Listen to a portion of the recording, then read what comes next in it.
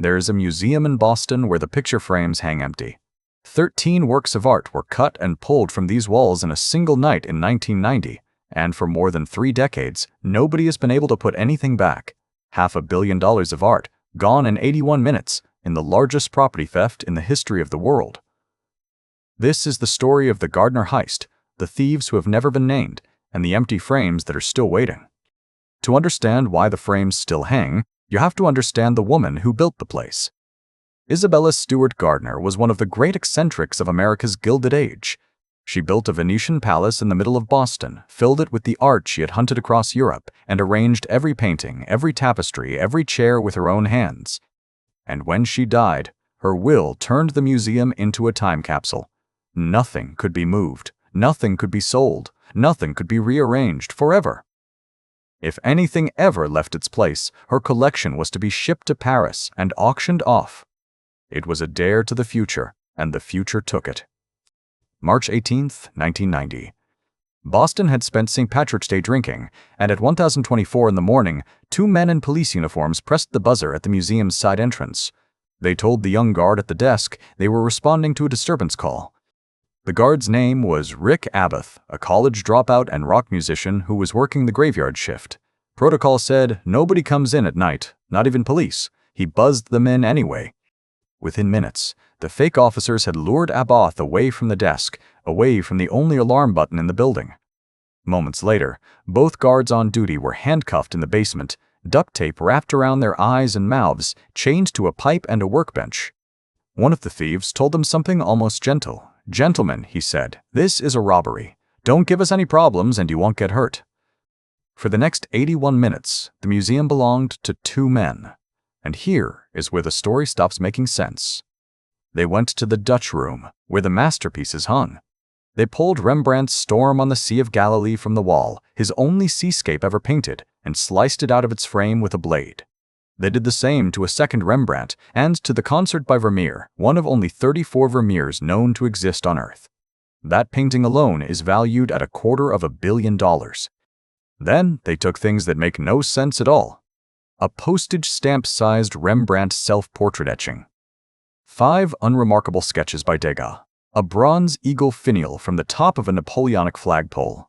And an ancient Chinese bronze beaker, 3,000 years old and worth less than almost anything else in the room.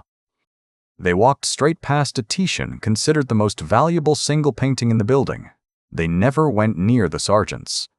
It was as if they were shopping from a list written by someone who did not entirely know what he was doing, or who knew exactly what he wanted for reasons no investigator has ever decoded. The motion detectors recorded their every step, and that data survived. It shows something strange. The thieves moved with total calm. No running, long, unhurried gaps. At one point, the sensors suggest one of them simply sat down for a while. At 20:45 a.m., they made 2 trips to a waiting car, loaded 13 works of art worth $500 million, and drove into the Boston night. They have never been seen since, neither has the art. The FBI has spent 3 decades pulling threads. Boston in 1990 was mob country, and the museum jobs smelled like organized crime from the first morning. Investigators circled the crew of Carmelo Merlino, a garage operator whose associates allegedly bragged about access to the paintings. They looked hard at a gangster named Bobby Donati, who was murdered the year after the heist, and whose friends later claimed he had done it to trade the art for a jailed boss's freedom. In 2013, the FBI made a stunning announcement. They said they knew who did it, a criminal organization based in the Mid-Atlantic and New England. They said the art had traveled to Connecticut and Philadelphia, and then nothing. The suspects they meant were already dead. The trail of the art itself went cold in the early 2000s. There have been moments when the art felt close enough to touch. In 1994, the museum received a letter. The writer offered to arrange the return of everything for $2.6 million in immunity, and to prove good faith, asked for a coded signal, a single numeral, one inserted into a specific column of the Boston Globe. The museum did it. The paper printed the code. A second letter arrived, promising contact. Then the writer went silent, forever. 3 years later, a Boston antiques dealer with a criminal past told reporters he could get the paintings back. He led a journalist to a warehouse at midnight, and, by flashlight, unrolled a canvas that looked like the stolen Rembrandt seascape. The story detonated across the front pages. But when he produced paint chips as proof, analysis showed they came from the wrong century. The canvas, whatever it was, vanished back into the dark with the man's credibility. Every few years since, a new lead flares. A Hartford mobster who allegedly showed a Rembrandt in the trunk of a car, a dying gangster's widow, ground-penetrating radar in a Florida backyard. Each one ends the same way, no paintings. And the empty frames? They are not a memorial. They are a legal requirement. Isabella Gardner's will means nothing new can replace the stolen works. So the museum made a choice that turned into the most haunting exhibit in America. The frames hang exactly where she placed them, holding nothing. The museum's reward for information leading to the recovery now stands at $10 million, the largest private reward ever offered. The statute of limitations on the theft itself expired decades ago. The thieves could walk into the museum tomorrow, point at the empty frames, and confess, and they could not be prosecuted for the robbery. The museum has said plainly that it only wants the art. Rick Abbott, the guard who opened the door, spent the rest of his life under a cloud of suspicion he always denied. Investigators noted the thieves never went to the first-floor gallery where Manet vanished, but the motion sensors recorded only Abbott's own footsteps there. He died in 2024, and if he knew anything more, he took it with him. So where is it? The theories fill books. The art was currency in the underworld, moved from trunk to attic to basement as collateral for drug debts.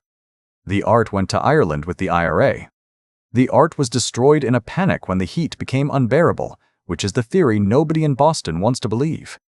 A conservator once said the cruelest detail. The thieves cut the two great Rembrandts from their stretchers, the way you would cut a poster.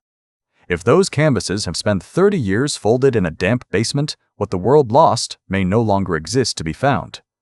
But Boston keeps hoping. The museum still lights the Dutch room every evening. Visitors still stand in front of the gilded voids longer than they stand in front of the paintings.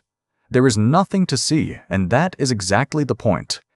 Somewhere tonight, rolled in a tube or nailed behind a wall, there may be a stormy sea that Rembrandt painted 400 years ago, waiting for someone to knock.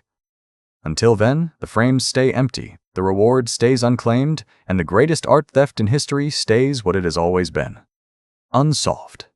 Follow, where money dies for the fortunes history tried to bury.